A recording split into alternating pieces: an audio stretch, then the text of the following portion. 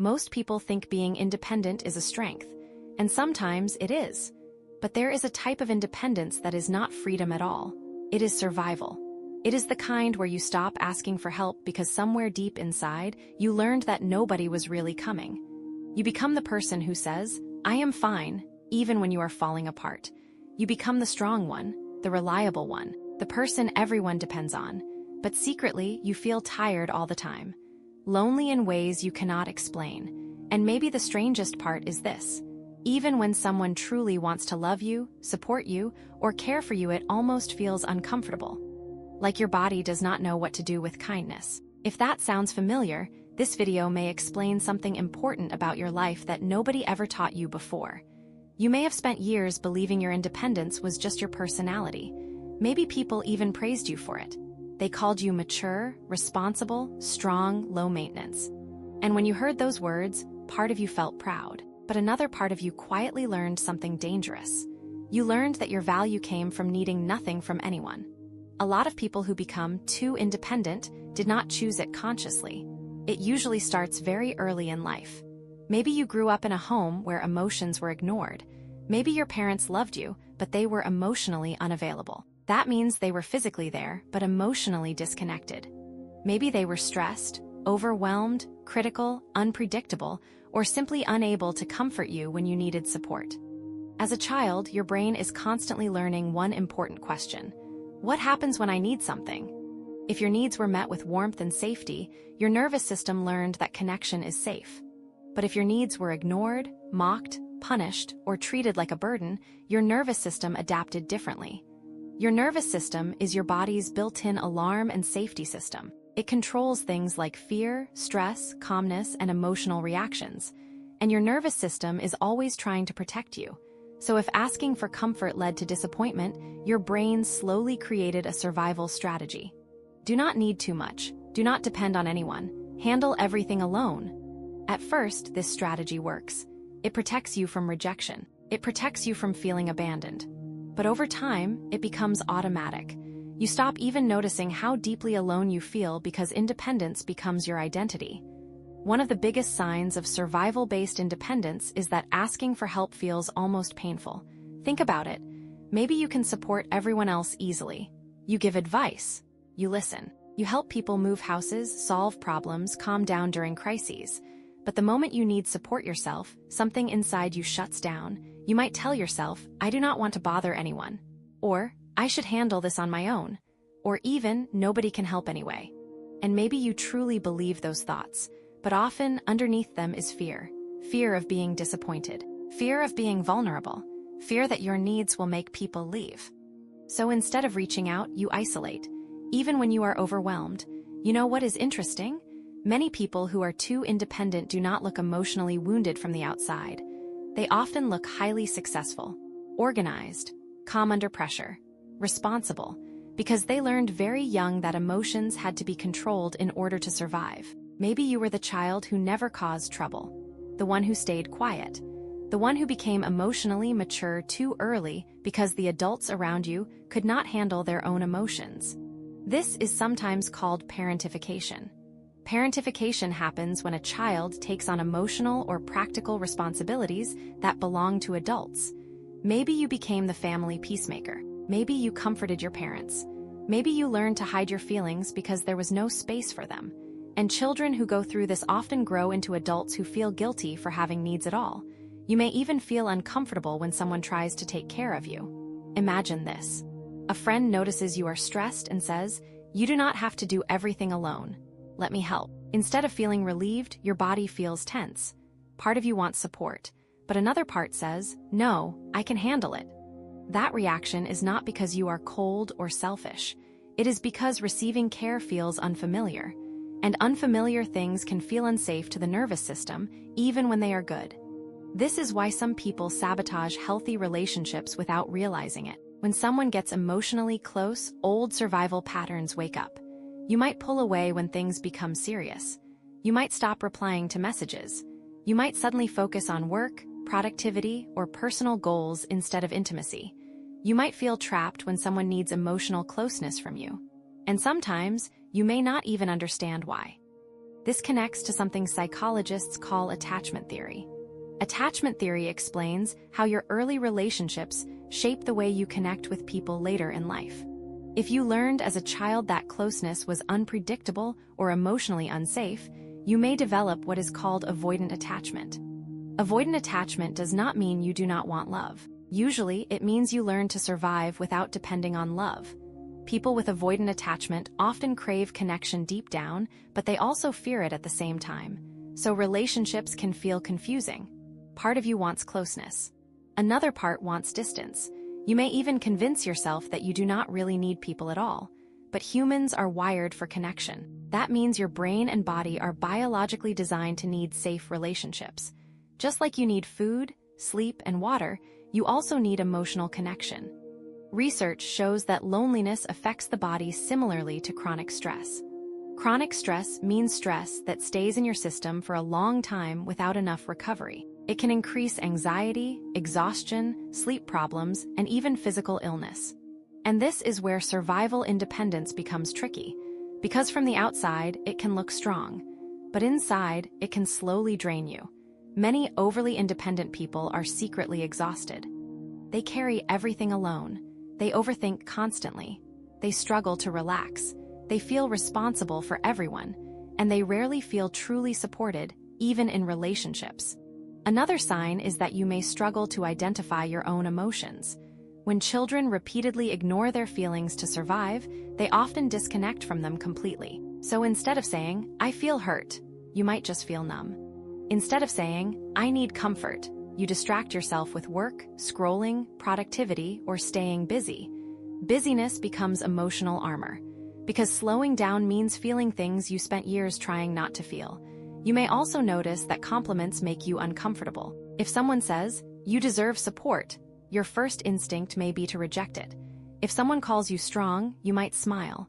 But inside, you may feel tired of always being the strong one.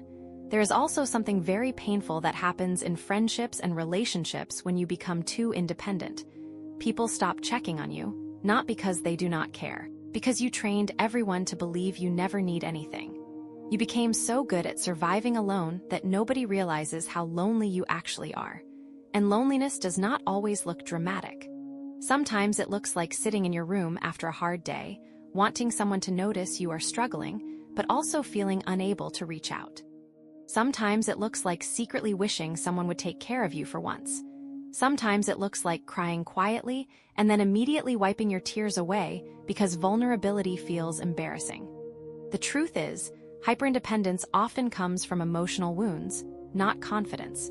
Hyperindependence means extreme self-reliance to the point where depending on others feels threatening. And many trauma experts now understand this as a nervous system adaptation. Trauma does not only mean extreme abuse or terrible events. Trauma can also come from emotional neglect. Emotional neglect happens when your emotional needs are repeatedly unseen or unsupported. A child does not need perfect parents, but children do need enough emotional safety to learn that their feelings matter. Without that safety, many children become adults who believe they must earn love through performance, achievement, or usefulness. So you may become the helper, the achiever, the caretaker, the responsible one. But deep down, there may still be a younger part of you asking, "Will anyone love me if I stop being useful?"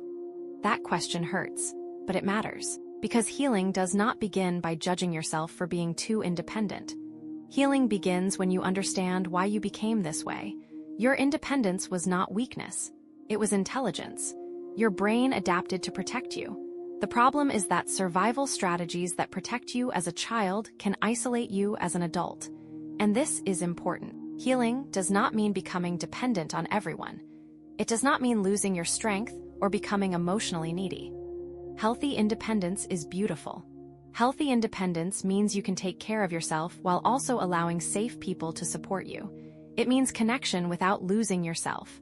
It means asking for help without shame. It means resting without guilt. And for many people, learning this feels incredibly uncomfortable at first, because your nervous system may still expect disappointment. So healing often starts very small. Maybe it starts with admitting when you are tired instead of pretending you are fine. Maybe it starts with letting someone help you with something simple. Maybe it starts with noticing how quickly you shut down emotionally when you feel vulnerable. Awareness is powerful because you cannot change patterns you do not notice. One helpful thing therapists often teach is called co-regulation. Co-regulation means calming your nervous system through safe connection with another person. For example, when someone listens to you without judging you, your body can slowly begin learning that emotional closeness is safe. This is why healthy relationships can feel healing. Not because another person fixes you, but because safe connection teaches your nervous system a new experience. And yes, this process can feel scary, especially if independence became your emotional armor. Armor protects you, but it also blocks closeness. Imagine someone wearing heavy armor every day for years. Eventually, the armor feels normal, safe, necessary. But armor is also heavy, and after a while, carrying it becomes exhausting. That is what emotional hyperindependence often feels like. You survive, but you rarely feel fully held, fully safe, or fully understood. There is another hidden cost too. Many overly independent people struggle with receiving love. Not giving love, receiving it, because receiving requires openness. It requires trust. It requires believing you are worthy of care even when you are not performing or helping or achieving. And that can feel deeply unfamiliar. You may even feel suspicious when people are kind to you. You may wonder what they want from you, or you may feel the urge to pull away after emotional intimacy. Again, these are not character flaws. These are learned protective responses, and learned responses can change. The brain has something called neuroplasticity. Neuroplasticity means the brain can form new patterns and new emotional habits throughout life. You are not permanently stuck this way. But healing usually requires patience because your nervous system changes through repeated safe experiences, not overnight motivation. One honest conversation can matter. One safe friendship can matter. One moment of allowing yourself to be supported can matter. And sometimes healing begins with something very simple: telling yourself the truth. Maybe the truth is that you are tired of carrying everything alone. Maybe the truth is that being the strong one has become emotionally lonely. Maybe the truth is that you do want connection, but you are afraid of needing people. That fear makes sense, especially if needing people once led to pain. But safe connection is not weakness. Humans survive through connection. Even the strongest people need support sometimes. Think about nature for a moment. Trees survive storms better when their roots are connected underground. Scientists have actually found that trees support each other through hidden root systems and underground fungal networks. Even nature understands that survival works better through connection, and you deserve that too. Not perfect relationships, not constant attention, just safe, honest connection where you do not have to earn your worth every second. You do not have to prove your pain before it matters. You do not have to collapse completely before asking for support. And you do not have to heal all at once. Sometimes healing looks quiet.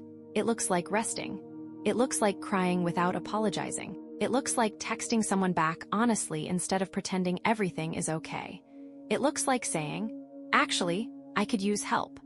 For someone who learned survival through hyperindependence, those moments are incredibly brave. Because vulnerability is not easy when your nervous system learned that vulnerability was dangerous. But slowly, little by little, your body can learn something new.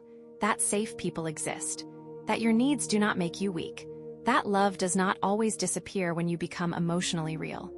And maybe most importantly, that you are worthy of care even when you are not being productive, useful, strong, or perfect. You are allowed to be human. You are allowed to need rest. You are allowed to need support. And if this video made you feel emotional, uncomfortable, or deeply seen, that may be your nervous system recognizing a truth you have carried quietly for a very long time. You are not broken for becoming too independent. You adapted. You survived. And now, maybe your next chapter is not about surviving alone anymore. Maybe it is about learning that connection can feel safe too. Thank you for spending this time with me today. If this video helped you understand yourself a little better, subscribe and stay with us for more conversations about attachment, healing, and the science of emotional connection. You deserve relationships where you can finally put the armor down and still feel loved.